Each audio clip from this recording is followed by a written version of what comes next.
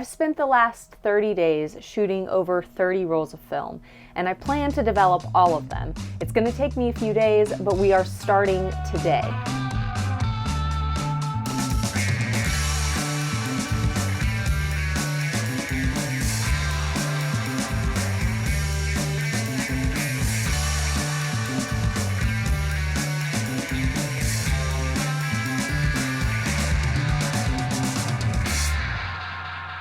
I have learned a few lessons along the way that I feel are important and I want to share with all of you. First lesson is not to be precious with your film. If you've watched some of my videos before, you've probably heard me say this, but over the last month, I've been really intentional about listening to my own advice. I am terrible about being precious with film. I get caught up and think that maybe the shot that I'm about to take is not really that good and I shouldn't take it.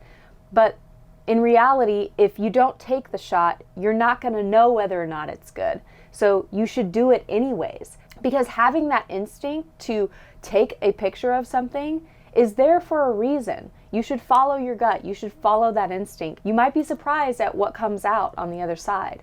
Most of the time, what's happening to me is I'm worried that the shot's not going to be perfect, or it's not good enough to take the picture, and it's not going to be an iconic photo, so I just shouldn't take it. And that's just not true. You should always step outside of your comfort zone, and you should always push past the thing that makes you feel a little bit scared, a little bit nervous, and you should do it, because usually when you do those things, you're on the cusp of growing and becoming a better person, a better photographer, a better musician, whatever the thing is. And I think that's incredibly important if you're trying to grow in this craft that you're trying to hone in. The second thing that I've learned is not every shot you take has to be for everyone.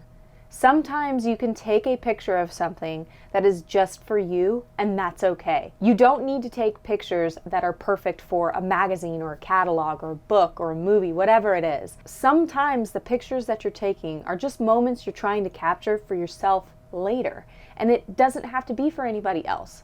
That's okay. I have learned this the hard way, where I feel like the pictures I'm taking have to be shared with other people, and they have to be fantastic, and they have to be amazing photos that are going to be revered someday. And then I miss out on capturing moments that are really important to me, or that I found really special because it wasn't going to end up in a magazine. Like that's so silly. It's okay for photos to be just for you.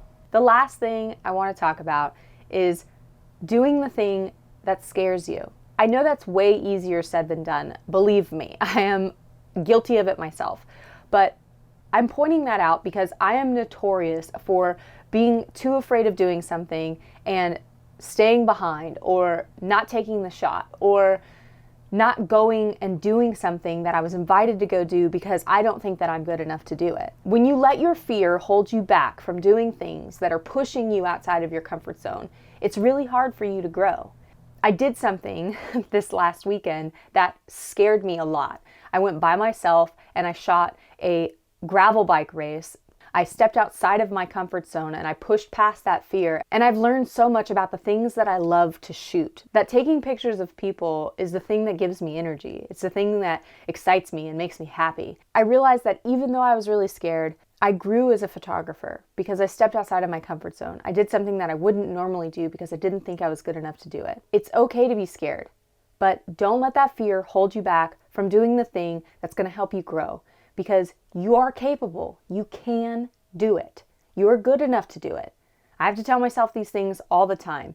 And you should tell yourself those things too, because sometimes it's what you need. Sometimes you need a little pep talk. Don't be scared to do the thing that's going to help you grow. You got this. Let's start developing all this film. Really, that's all this video is about. It's okay for you to be scared. It's okay for you to make mistakes. It's okay for you to take photos that are out of focus.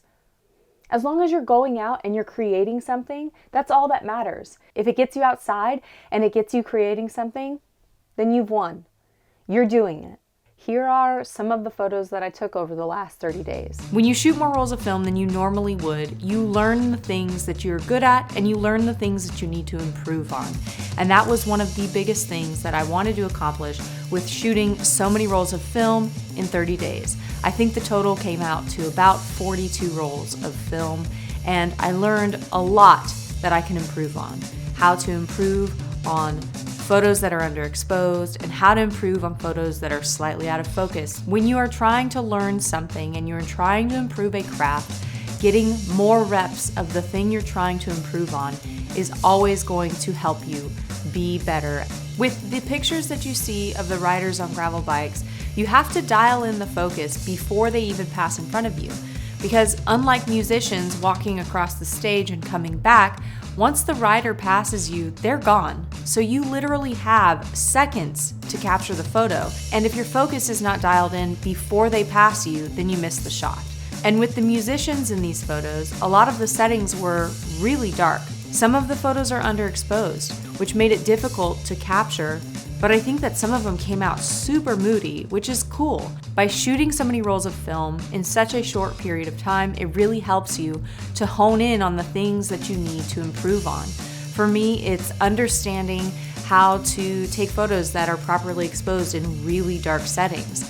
I need to have a flash, or I need to figure out a way to shoot at slower speeds so that I can actually capture what it is that I'm trying to capture. I hope this video gives you the confidence to go out and create something beautiful, whether it's for you or it's for someone else. Please don't forget to tag me on Instagram. I love seeing what it is that you are doing. If you liked today's video, please don't forget to subscribe.